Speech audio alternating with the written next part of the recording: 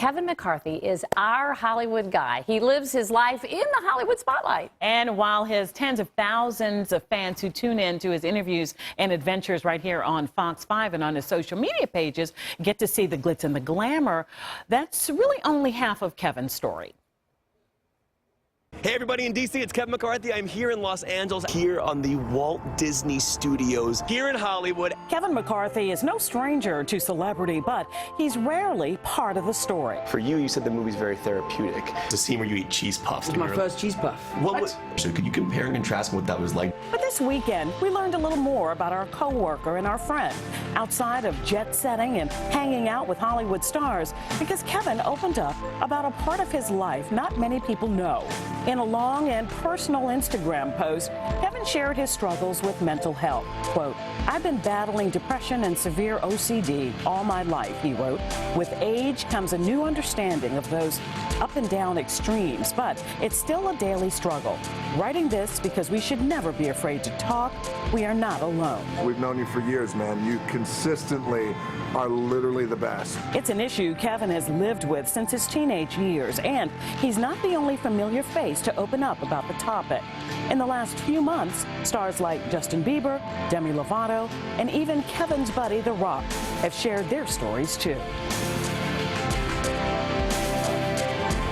Kevin joins us to talk a little bit more about that post, the challenges he's faced, and the response that he's gotten. And my question is, both Holly and myself, is why come out with this? Well, I mean, I've spoken about it in posts before. I've talked about OCD, and I actually made college films about OCD when I was at George Mason University. Two of my best friends and I used to make movies together, and one of the films I made was called OCD Me, and it was about the idea of the struggle with OCD and that voice inside your head. So I've always been kind of like, I've always talked about it with my friends, but there was a part of me recently that just started looking at social media and the idea that everything we share on there is this ultimate positive idea, right? So the idea of what we all see on social media is that we compare ourselves to people that we're seeing fractions of their lives, the good things in their lives, really. And I thought that that was an interesting thing, and I wanted to share that, you know, the idea of people deal with mental health all the time and people don't talk about it. There's a stigma around it. Growing up, I never told really anybody outside of my friends and family that I was dealing with OCD and depression and ADHD. Because you were on medication, right. You knew you had been diagnosed, and you knew this. Right, so I was diagnosed with OCD when I was 14. I started noticing that I was different, I guess, in regards to when I was in elementary school, because I was always getting reports about talking too much or asking too many questions, and I didn't really understand what that meant, and until 7th grade, I remember going to a counselor at my middle school, Gildersleeve, and talking about these OCD worries and obsessions and compulsions that I was having.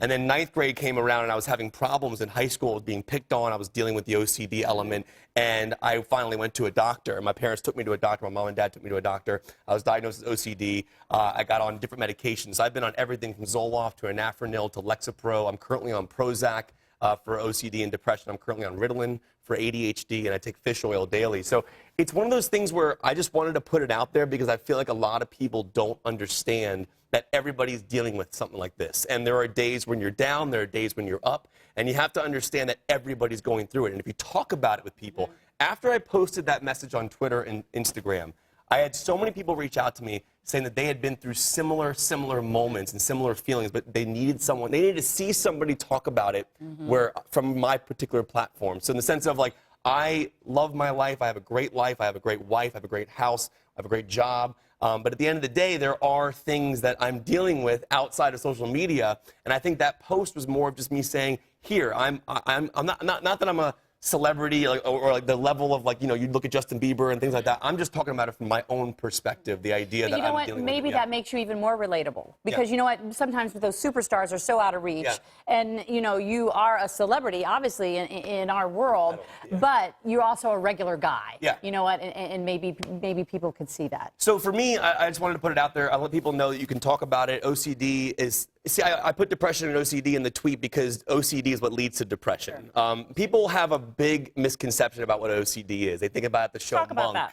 Well, they think about Monk, right? Like the idea of like touching germs. It is a debilitating, paralyzing thing that could take hours upon hours upon hours out of your day. I've had moments in my life where I've wasn't able to drive to see my parents and my father-in-law and my wife on Thanksgiving the night before because I was stuck doing like U-turns and driving. I have someone in my family that suffers from it as well, and it's the need to make things even, right? And that can be paralyzing. Well, like and the all of a sudden, reassurance, right? You constantly need reassurance. So I just wanted to put it out there. And here's the thing: I'm fine. I'm doing great. I love my life, but there are days where I am down, and that's why I put that out there, because it's okay to feel down. It's okay to talk to people. It's okay to be on medication, in my mind. I've been in therapy since I was 14. I'm currently seeing a doctor right now. I go every single week for therapy. I've tried different medications. I want to put this out to people.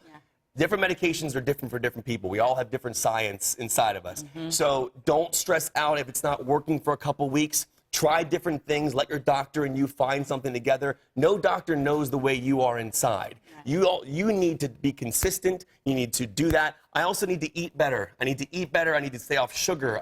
Try not as much caffeine. I used to drink a lot of Red Bull. It's funny, right now I'm talking and my mouth is getting dry. This happens sometimes in the air because I take medication, and you start getting a dry mouth because of it. It's just the way it is. But I mean, I genuinely just wanted to put it out there and just to help people. So. We honor the fact that you did. Yeah, and we love you to death for it. It's a positive thing. Hashtag Good Day DC. I just want people to know that it is okay to talk about mental health. Yeah. Hashtag really Team Kevin. That's what we are, right? And I don't know why you're asked to deal with this, but maybe it's because you are helping others that are dealing with the same thing. I appreciate you saying that. My mom has it. I was born with it. I genuinely think that while it is a chemical imbalance in our brain, you could have the best life ever and you could still feel down. It's because your brain has a chemical imbalance. It doesn't mean anything bad about you. So just know it's not you. You are not alone. We are all dealing with stuff.